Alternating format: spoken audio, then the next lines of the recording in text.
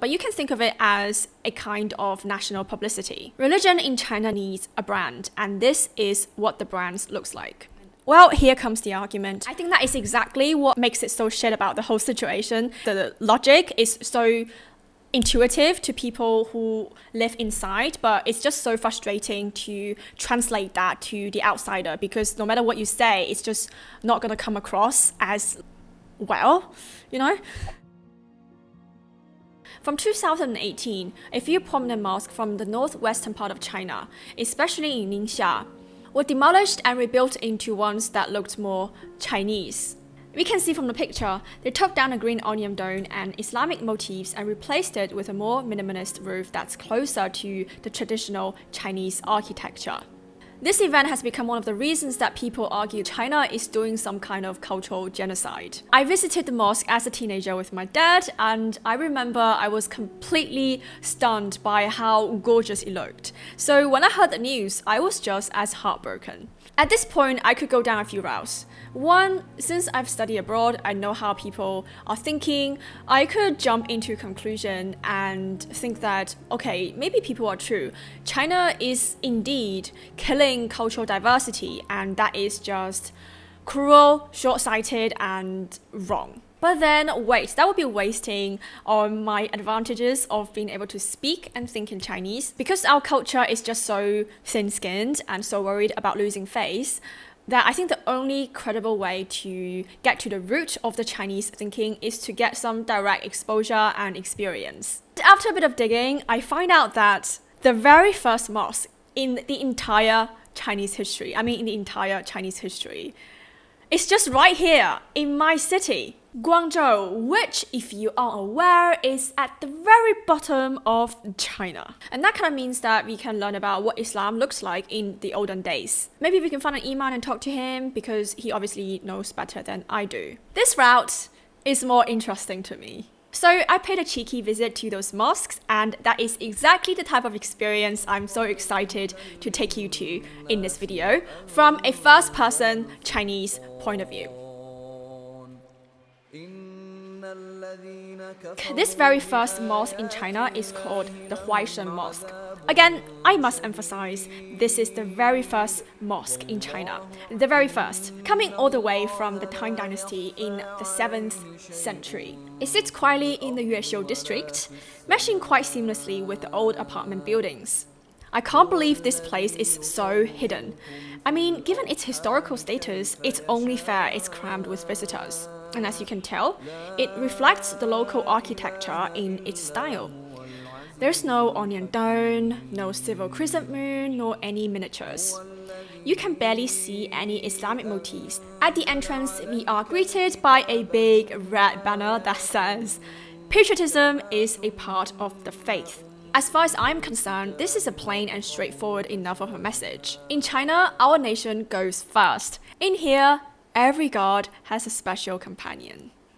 فأما الذين في قلوبهم زيغ فيتبعون ما تشابه منه ابتغاء الفتنة Walking through the archway, we find ourselves at a garden leading directly to the praying hall.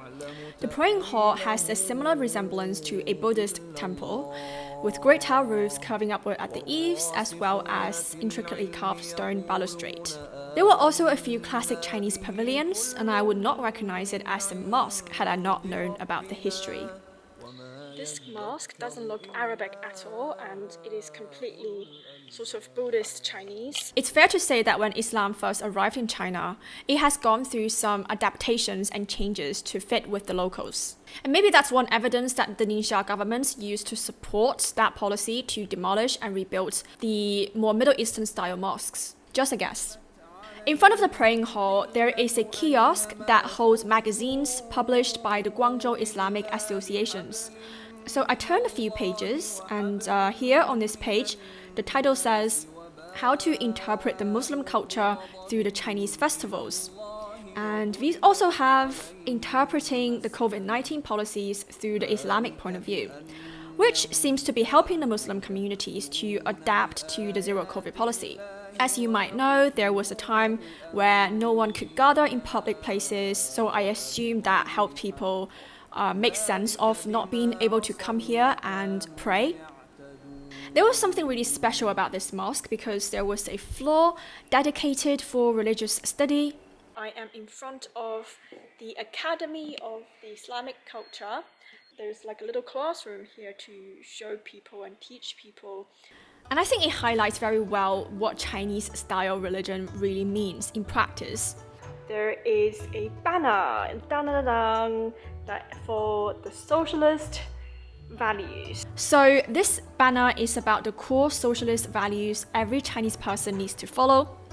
We have prosperity, democracy, civility, harmony, freedom, equality, justice, rule of law, patriotism, dedication, integrity, and friendship. Next to the values, it says we need to insist on Marxism-Leninism as well as nationalism that's highlighted by patriotism.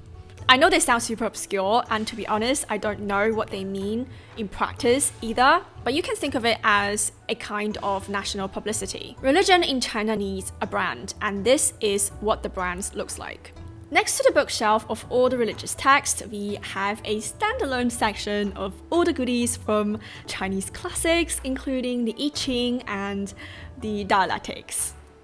That was a pretty interesting experience for me because I always thought that all the mosques in China were in Middle Eastern style. Islam is just like a standalone culture and religion that has their own unique style. Whereas in fact, when Islam arrived in China, it actually went through different rounds of sinicization. And besides this mosque, I also visit another one called the Huaisheng Mosque, which housed a revered stage of Muslims, including the most important one, Sa'id bin Abi Waqqas, the first person who introduced Islam to China. And this mosque again was first built in the 7th century and went through a few rounds of refurbishment during the Qing dynasty.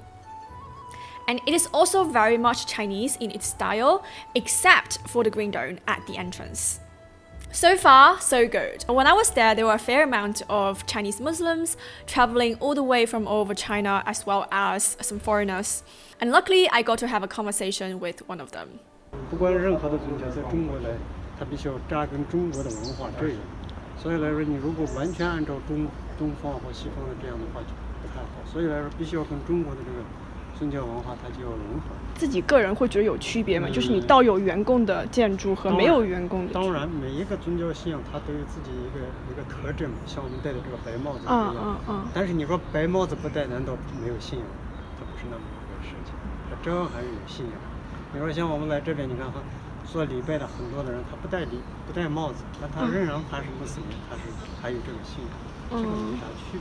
So the argument is, when it comes to redesigning and rebuilding the Middle Eastern style mosque, practically speaking, it doesn't really matter what the mosque appeared to be. It doesn't really matter if you look your faith. The most important thing is, as long as you get to do what you need to do as a Muslim, as long as you get to claim your cultural identity, it's not a big deal.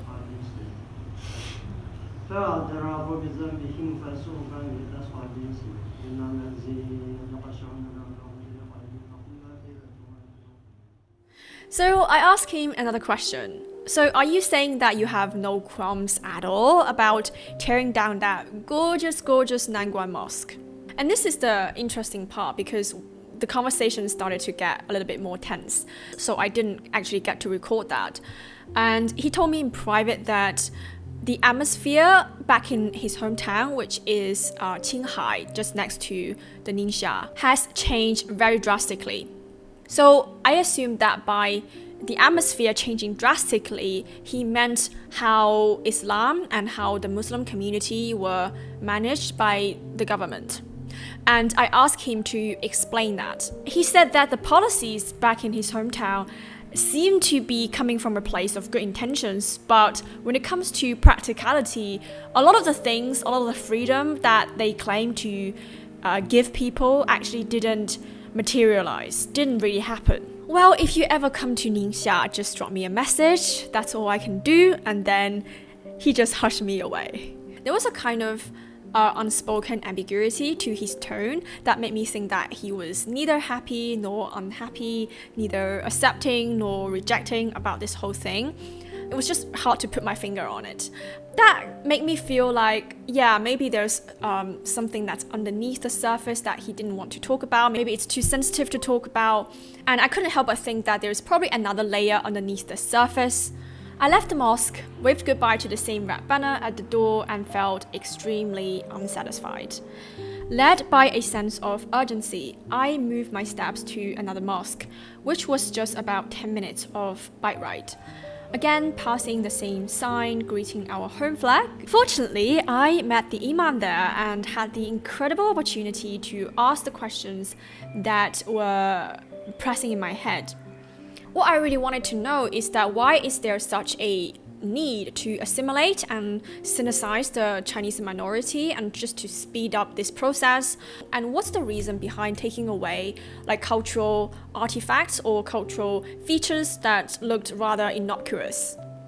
Now, sadly, I couldn't interview him or record the conversation because, legally speaking, he was not allowed to take interviews unless it was authorized by the government. But here are some few takeaways I learned from the conversation.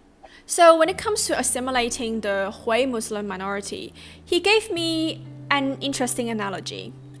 Let's imagine China as a messy home housing children with different temperaments, and each has their own quirks, personalities, and lifestyles. As a parent, your most concern was to make sure that the house is in peace without anyone causing any trouble. So rules are necessary in order for the home to not fall apart. So when I first heard that, my first reaction was, oh wow, that was such a Chinese framework to all problems and relationships. If I had power, I'd rather appear unreasonable and crazy than having people cause trouble. And that was exactly how my parents dealt with my tantrum when I was younger. No trouble, thank you. Shut up! I know you're unhappy, but shut up. I think that is exactly what makes it so shit about the whole situation. The logic is so intuitive to people who live inside, but it's just so frustrating to translate that to the outsider because no matter what you say, it's just not going to come across as well, you know? The Imam also says China is quite unlike the rest of the world. Among the 10 million Muslims, a lot of them are uneducated farmers who never made it to university, so they didn't really understand how to distinguish religious teachings that were harmful and outdated. For example, in the Quran, the idea of jihad, the holy war, is somewhat associated with the idea of being rewarded by Allah in heaven and being given 72 virgins. And that, to most people like you and me, sounds obviously enough that it was a very dogmatic and archaic understanding of Islam. But that is a different case for a lonely, aimless, unemployed young Muslim who is desperate to find the meaning of life. And according to this logic, he is very susceptible to the influence from abroad, from the more extremist organizations. It's just a possibility that we don't like. And then the Imam reminded me of the terrorist attack in Kunming train station back in 2014, in which 31 people died and 143 people were seriously wounded. He said that was the effect of the three evil forces, which is a coined term referring to extremism, terrorism, and separatism. And separatism here means detaching one's identity and loyalty from China. And China somewhat believes that these Muslim criminals are not assimilated enough. They don't know enough about how to fit into the Chinese societies, how to follow the laws and the rules. And what's disconcerting is that without this proper education, some people can read a bit of something or hear something from somewhere and believe that they know what Islam is all about. And that is also one of the biggest issues China face when it comes to religion, that people don't receive enough education to know how to fit into the society and coexist peacefully with the rest of the people who don't believe and subscribe to the teaching. But how does that have anything to do with taking down the Green Onion Dome and removing any cultural artifacts that doesn't look Chinese? Well, here comes the argument. China's religious policy is mostly anxiety management. In other words, good intentions, bad executions. So the idea of taking down the big green onion dome and replacing it with the more Chinese ones, and many more other controversial stuff, is to send a signal to the Hui Muslim minority that when it comes to practicing their faith and being a Muslim and being a Hui, it is also important to remember that they're also Chinese. These two can't be mutually exclusive and they have to exist at the same time. It's kind of like a political reminder, but I do acknowledge that this move is so abrupt that it completely backfired, causing people to think that the government is being crazy and irrational and cruel to try to eradicate people's cultural identity, whereas in fact it's not the intention at all. 2 weeks ago when the Ramadan began, I went to celebrate with them. Many arrived, including foreigners. Things looked business as usual. A few people even told me to put on a hijab, and I told them I was Han, and I got a few stares back. Come have dinner with us, the imam said. So I stayed. Through this experience and the conversation, I felt like I better understand the situation of the Chinese Muslim communities, and I feel like this really sheds some light on how China approach the minority issues. And my biggest personal takeaway is that China is just as complicated as it seems to be, and we need so much more specificities and curiosities to really explore how it thinks. And on that front, a lot of us are still a student. Okay, that's all for the comments, and I hope that you enjoy this experience as much as I did.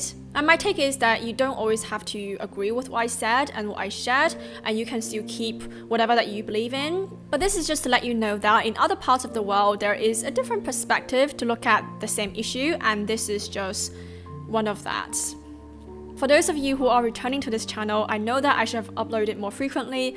It's just that I'm still getting my head around China and the whole conversation, and I do need time and space and more life experience to explore it with you, so please bear with me. Anyhow, thank you so much for watching, my friend, and I will see you in the next one.